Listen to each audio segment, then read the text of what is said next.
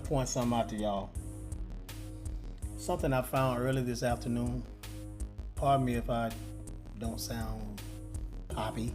Yeah. I'm kind of tired. I'm worn out. I had a long day. But I found this morning, and I thought I'd share it with a partner of mine today, and I want to revisit it because I was studying the state laws, and I found this term in one of the. Let me show y'all what I'm talking about right here. Not that one. That's the next one. But let me show y'all. I'm in Georgia. Y'all know I like using Georgia, so you can actually use the keywords to kind of find it in your own state. These terms caught my attention right here. What a reversioner is, okay? It says notice it, what this says: injuries to personality. Right of action for injury to remainder or reversionary interest in personality. Joint action with tenant in possession. Okay. Says a remainderman or reversioner of personalty may bring an action against a wrongdoer for any injury tending to destroy the existence or ultimate value of the property. See, in such cases, a tenant in possession may bring an action jointly with the remainderman or reversioner for the injury to the entire estate, the recovery being held under like limitations. It caught my attention because I saw this term written in the Cestui Que Vie Act. Remember the Cestui Que Vie Act, for those of you that haven't studied the Cestui Que Vie Act, it spoke about anyone that's lost at sea after 7 years, you're presumed dead. The Cestui Que Vie Act of 1666. And after you return, right here is it say, they presume that you're dead. All actions are they're gonna like, if you have any court actions or whatever, they're gonna continue on as business, business as usual, as if you're dead. Okay.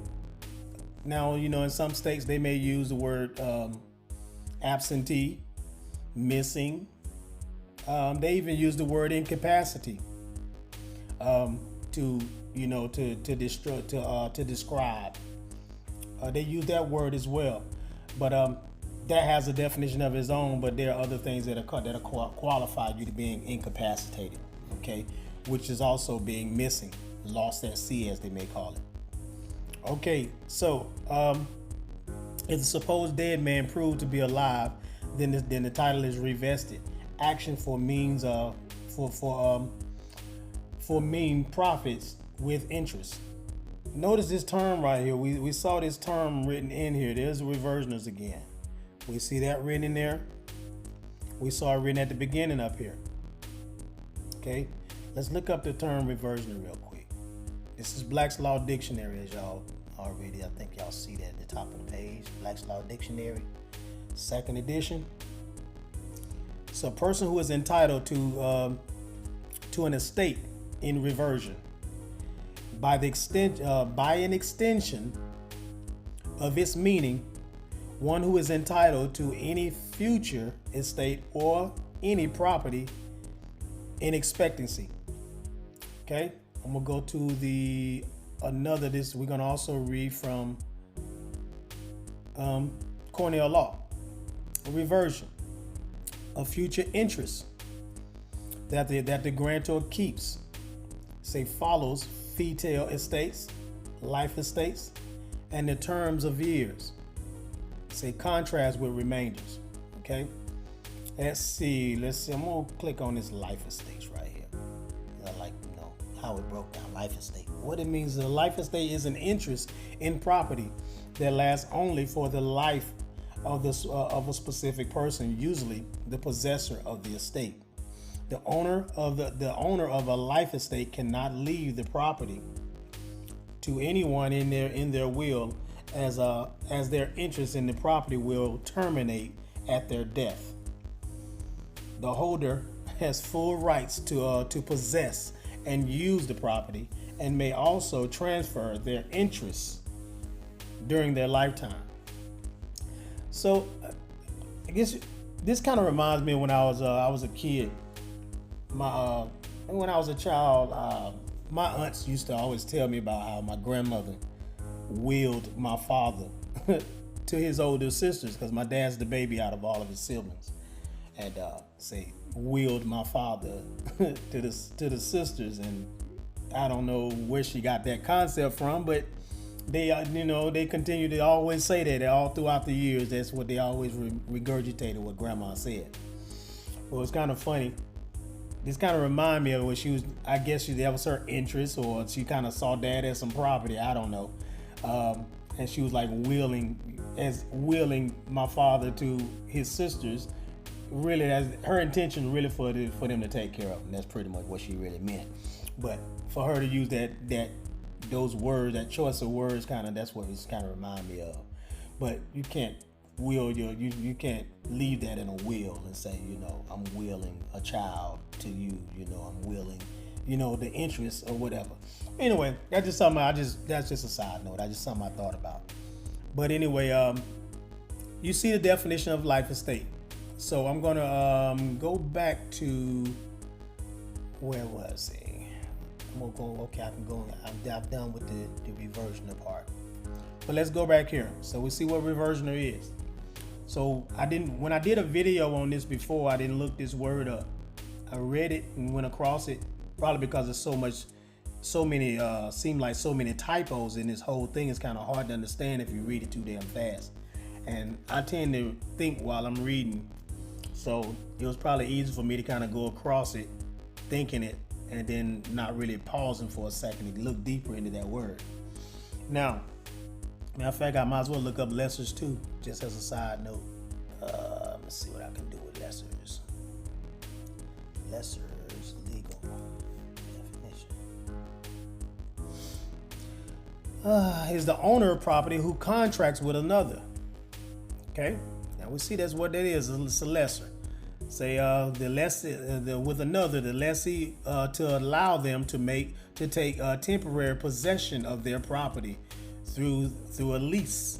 Say if the property is real estate, the lessor is referred to as the landlord.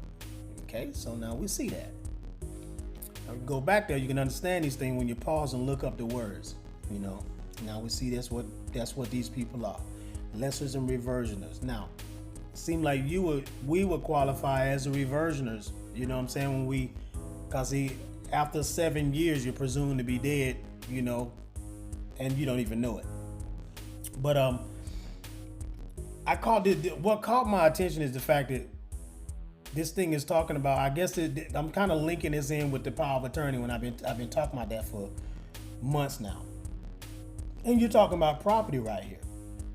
As you see, it's talking about, as back to that code, it's saying a reversioner of property or personality may bring an action against a wrongdoer for any injury tending to destroy the existence or ultimate value of the property. It say in such cases, a tenant in possession may bring an action jointly with the remainder or reversioner for the injury to the entire estate. So you have control of your estate. You can actually, anyone trying to cause injury to it, or they trying to destroy the existence of it or ultimate value of the property. And just keep in mind, it's talking about your property. A power of attorney is actually where it's dealing with property. It's where someone has authority to act on your behalf when it comes to your property. Okay, so I'm gonna revisit something. I'm gonna visit something. Matter of fact, I found this here. I did a video on power of attorney already, but I'm gonna read this, and y'all see this is from the actual Bar Association, American Bar Association, and they're talking about the power of attorney, and they're regurgitating exactly what I showed y'all in the laws already. So I'm not gonna go back into that again.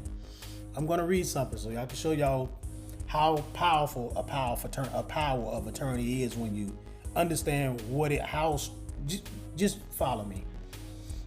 An important part of lifetime planning is a power of attorney. The power of attorney is accepted in all states, but the rules and requirements differ from state to state. A power of attorney gives one or more persons, so you can have more than one person operating under power of attorney. Okay, so remember I showed y'all in the video that I named where does the power come from? I showed you all, actually I showed it in a couple of videos, but I keep remembering that video where it says that they can delegate powers to other people. You know, if it starts with one person and that person can delegate power to other people. Keep in mind the physician that's on your birth certificate is a state attorney. I mean, not a state attorney, but a state official. He works for the state. So by him being a state representative, he works for the state. He represents the state of where you were born. He can now delegate powers to other people who also are entities of the state. You know, entities and persons that work for the state. So more than one person can be operating under power of attorney when it comes to your estate. And keep in mind, let me go back to something real quick. So just so you understand what an estate is, because some people don't understand. An estate, by definition, is the total property, real and personal, owned by an individual prior to distribution through a trust or will. Before you die, see, there's no distribution until you die, okay? Prior to distribution. So while you're alive, all your property that you ever got in the name of your all caps name, whether it's personal, it don't even have to be something you actually bought. It don't have to be houses and cars. It's not limited to that. That's why I say real and personal, okay? Because real estate, and then we talk about, real property that would be like a house or something like that. You got all types of things that may be tangible or intangible. It can still be property. So that's what your estate is. Your name in all caps, it represents your estate, which is all of your property. Okay. So now let's go back. Where was I? Power of attorney. Now, a power of attorney gives one or more persons the power to act on your behalf as your agent. The power may be limited to a particular activity, such as closing the sale of your home, that's property, or be general in its application. The power may give temporary or permanent authority to act on your behalf. The power of attorney may take effect immediately or upon the occurrence of a future event. Usually, the determination that you are unable to act for yourself due to mental or physical disability. That's what they call incapacitation. Okay? That's what they call incapacitation. Oh.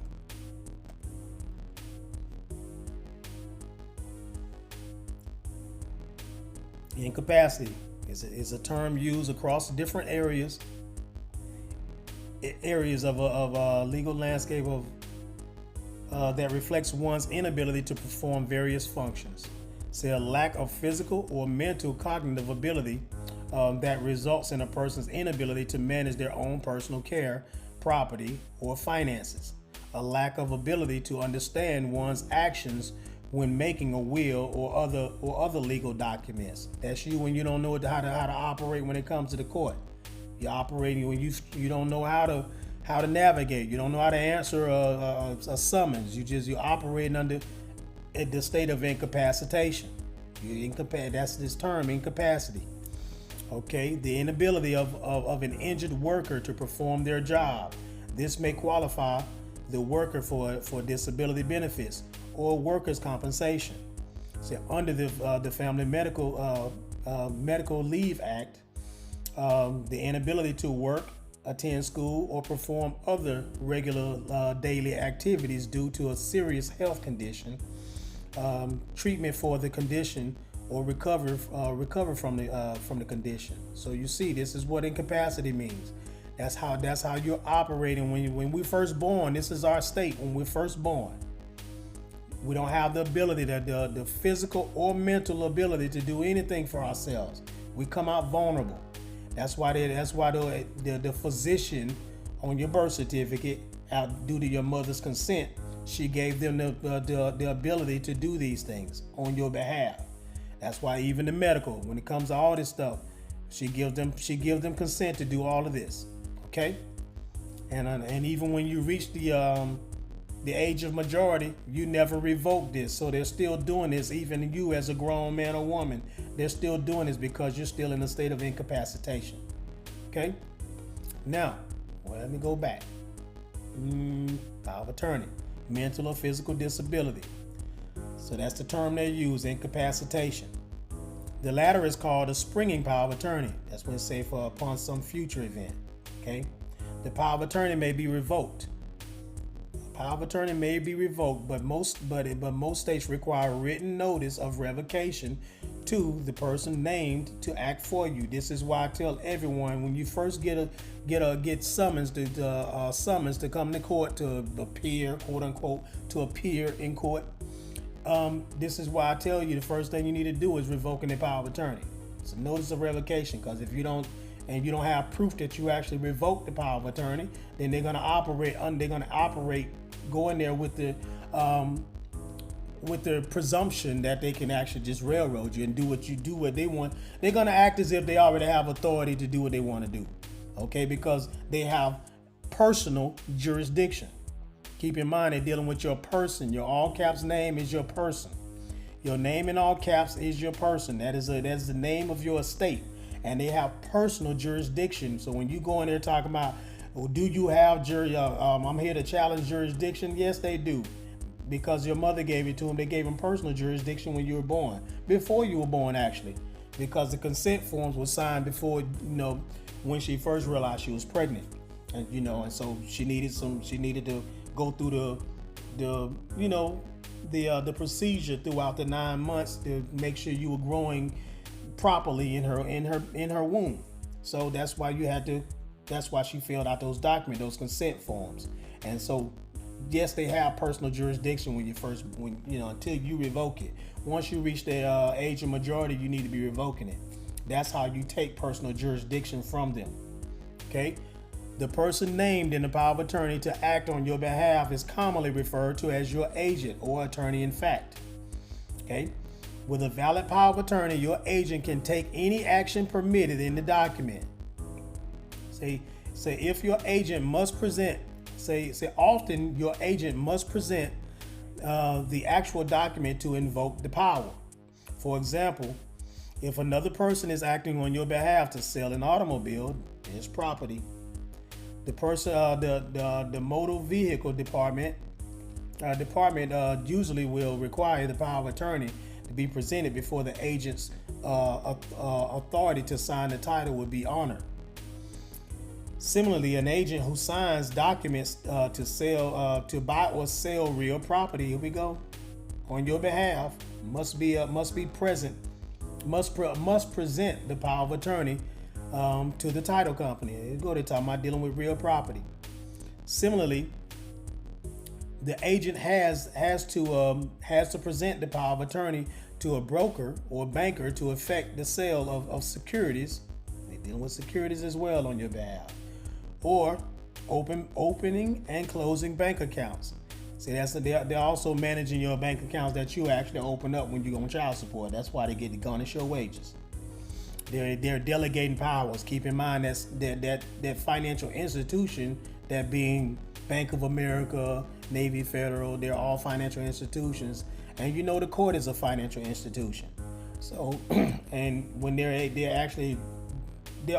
open by the state, they're open through the state. They have state licenses and stuff like that. So they get to delegate those powers. However, your agent generally should not need to present the power of attorney when signing checks for you. Why would anyone give such sweeping authority to another person? One answer is convenience. If you're buying or selling assets as property and do not wish to appear, think of that keyword, to appear in person. See, I look at the keywords in these documents and in these articles. Look at the keywords. When you say failure to appear, when you're talking about in court, see, when you do not wish to appear to close the transaction, you may take advantage of a power of attorney. I'm gonna look up appears so y'all understand when you say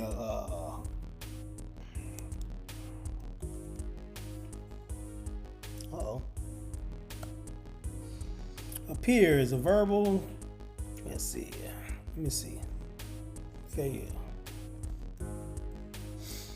Okay, appearance. A party enters appearance when they show up in court in response to a legal service or process. Appearance isn't only a reference to a physical appearance in court when required, but also to procedural compliance, filing an answer, participating in discovery. See, that's why I tell you, you don't physically have to be in the courtroom. It's not limited to physically going in a courtroom. Say, but also procedural compliance, filing an answer. Filing an answer. You file an answer, that is an appearance. Okay? Participating in discovery. Typically, making an appearance means that you consent to the court's exercise of personal jurisdiction over you, and you therefore waive your right to challenge it later. This type of appearance is known as a general appearance. Now, when you're using your power of attorney, you can actually shut that. You stop the personal jurisdiction. Personal jurisdiction refers to a power of a court to make decision regarding a party being sued in a case. Before a court can exercise power over the party, the U.S. Constitution requires that the party has a certain minimum contact with the forum in which the court sits. International Sue versus Washington, and say so if a plaintiff sues a defendant, the defendant can object to the suit by arguing that the court does not have personal jurisdiction over the defendant. See, let's see. Okay, it's a waiving personal jurisdiction. Personal jurisdiction can generally be waived, contrast to subject matter jurisdiction, which cannot be waived. So if a party being sued appear in court without objecting to the court's lack of personal jurisdiction over it, then the court will assume that the defendant is waiving any challenge to personal jurisdiction. See, the thing is, like, they automatically don't have it automatically, personal jurisdiction, but nobody ever challenges it. And so they just move forward as if they already have it, as if they can have personal jurisdiction and you don't say anything about it. Obtaining personal jurisdiction. Typically, for a court to have personal jurisdiction over a defendant, the plaintiff needs to serve the defendant in the state in which the court sits. Keep in mind, the defendant is the all caps name. That's your entity. That's your state name. Okay, and when they're trying to do business with your state and all your state, who better? How can I do business with your name, with your state, except through the one who actually owns the estate? So I gotta serve the person who I can do business with, who's in charge of it, who owns the estate. So you're gonna serve that person, and if they don't respond, then that's how the power of attorney kicks in that the state has. Let's see. Typically for a state to have personal jurisdiction over a defendant, the plaintiff needs to serve the defendant in the state in which the court sits, and the defendant needs to voluntarily appear in court. Let me see what this says. Click on that real quick. General appearance. General appearance is made when a party first comes to court and appear in the case. Okay, the party may come for any reason that recognizes the authority of the court. Some states follow common law and do not consider a general appearance made when a party comes into a court purely to challenge a court's jurisdiction over the defendant. This is instead known as a special appearance.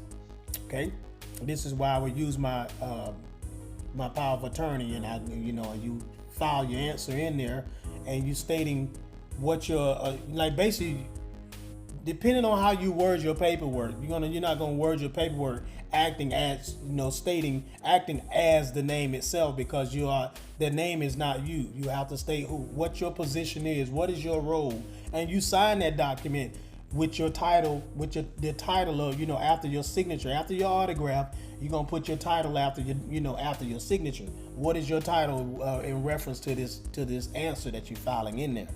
Like if you, like attorney in fact, for instance, as you was just reading right here, you're operating as the attorney in fact, or the agent for the name, as showing that you are this is your estate. Okay, so anyway, I thought I'd kind of throw that out there. Let me see. Let me go back to where I was. Let me close some of these windows. I won't be. Here we go. That's pretty much. I think I'll stop right there. I don't need to read the whole thing right there. But I thought I'd let me finish this here. I'm gonna finish this and I'm gonna close out. Where was I? Yeah, I'm gonna close out once I finish this. I don't want to drag it out too much. On a similar agent, sign documents, signing checks for you. I read that part already. Okay. Why would anyone? Yeah, well, this is where I stopped at. Why would anyone give sweeping authority to another person? One answer is convenience. If you are buying or selling assets and do not wish to appear in person to close the transaction, you may take advantage of a power of attorney.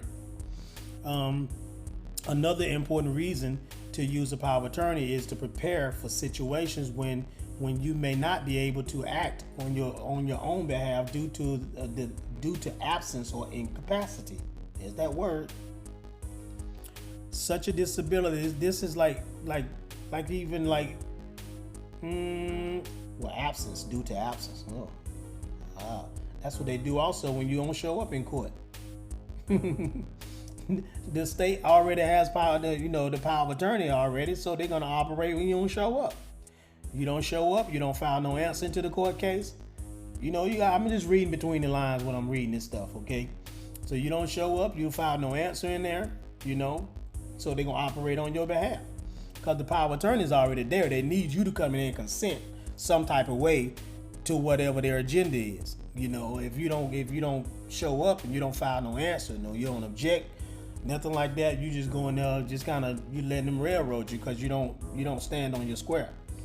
Incapacitation, I already went over that term, so y'all see what that is. This is my father as well. Like me being my father's caregiver, that's his state right now. He can't do for himself, or if you're somebody's caregiver, taking care of your mom, your dad, any loved one or whatever, friend or family, they're in a state of incapacitation, and that's why power of attorney is important for you to look out for people like that. And so this is also your children. Your children are in a state of incapacitation. They can't make any decisions for themselves. Okay, so you definitely want to have that. You get the point. Such a disability may be temporary, for example, due to travel, accident, or illness, or it may be permanent. If you do not have a power of attorney and become unable to manage your personal or business affairs, it may become necessary for a court to appoint one or more people to act for you. Say, how they be like court appointed, what they call them, public defenders. Yeah. This is what they're doing. When they're appointing someone to be, like say to act on your behalf, to say if you can't afford an attorney, the court will appoint one for you. Yeah, this is a power of attorney. That's all it's doing. That's what they're talking about right here. So that's one example. This ain't all they're talking about, but that's one example. Okay, people appointed in this manner are referred to as guardians, conservators, committees, depending upon your local state laws. If a court proceeding, sometimes known as intervention, is needed, you may not have the ability to choose the person who will act for you. That's crazy, ain't it? They just point and say, "I'll just appoint one for you." Say, a few people want to be subject to a public proceeding in this manner. So being proactive to create the appropriate document to avoid this is important. You see what I'm talking about? They basically telling you the game. So if you don't want them appointing one for you, you need to create your own power of attorney. They telling you this. Few people want to be subject to a public proceeding in this manner. So being proactive to create the appropriate document to avoid this is important. A power of attorney allows you to choose who will act for you, and defines his or her authority and its limits, if any. See, you create your own power of attorney. You can shut down anybody trying to act on your behalf. That's the first thing I do is I send one out. Okay, in some instances, greater security against having a guardianship imposed on you may be achieved by you also creating a revocable living trust. That's another option. Okay, that's one option. Some people, they go the trust route. Power of attorney is another route. So I like the power of attorney. I got both actually. So who should be your agent? Yes, say you may wish to choose a family member to act on your behalf. Many people name their spouses or one or more children. And naming more than one person to act as an agent in the same at the same time, be alert to the possibility that all may not be available to act when needed, or they may not agree. The destination of co-agents should indicate whether you wish to have the majority acting in the absence of full availability and agreement. Regardless of whether you name co-agents, you should always name one or more successor agents to address the possibility that the person you name as an agent may be available or unable. Hold on a second. Let me read that again. Regardless of whether you name co-agents, you should always name one or more successor agents to address the possibility that the person you name as agent may be unavailable or unable to act when the time comes. There are special qualifications necessary for someone to act as a power of attorney. To act as an attorney. In fact, except the person must not be a minor or otherwise incapacitated. The best choice is someone you trust. Integrity, not financial acumen. Sorry about that. Not financial acumen is often most important trait of a potential agent.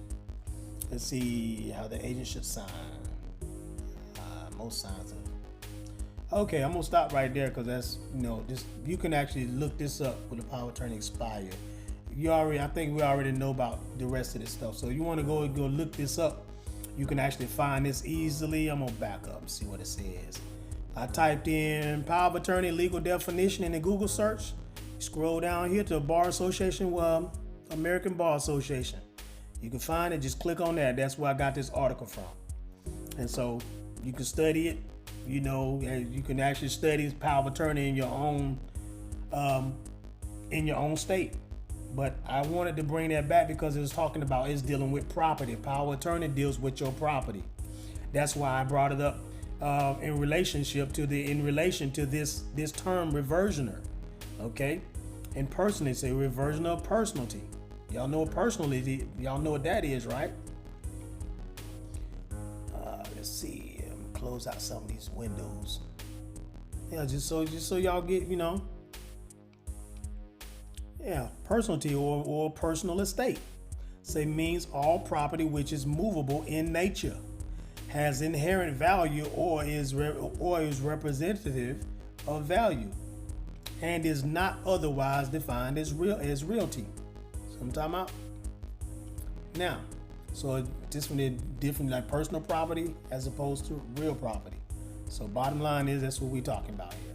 Okay, let me back up. Where was I? So anyway, so we're talking about you bringing in action someone. This is why they're not gonna try to railroad you once you revoke the power of attorney. They can't operate because now you can actually sue somebody. You can sue somebody for trying to railroad you, trying to administer your estate without you granting them access, you granting them your consent for them to do so. Okay, but as of now, they can They can operate on your behalf when you choose not to file any answer into your court case. You choose not to do so, or you just going in there just bending over again and whatever, just let them talk. And you let them do what they do. They already have power of attorney, so if you just go in there and bend over, you're giving them your consent to do whatever to push forth their agenda.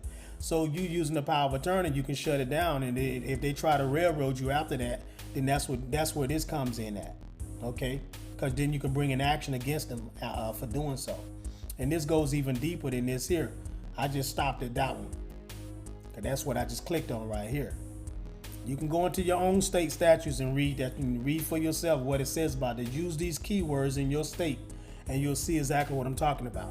Any owner of personal property shall be authorized to bring a civil action to recover damages from any person who willfully damages the other's personal property, or who commits a theft as defined in Article 1, Chapter 8 of this title.